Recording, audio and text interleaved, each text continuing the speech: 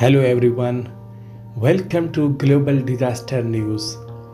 An earthquake of 3.7 magnitude felt in East Kazakhstan. Depth of this earthquake is 10 km and this earthquake felt on Wednesday, March 16, 2022. Local time is 7:22 am. Nearby towns and cities 23 km north and west of Kokopekti. Primary data source is Kazakhstan National Data Center.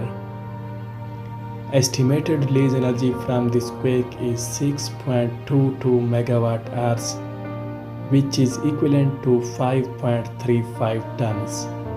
If you are in Kazakhstan and you felt this quake, make sure to comment, and if you like this video, make sure to subscribe my channel and press the bell icon for more updates. Thank you.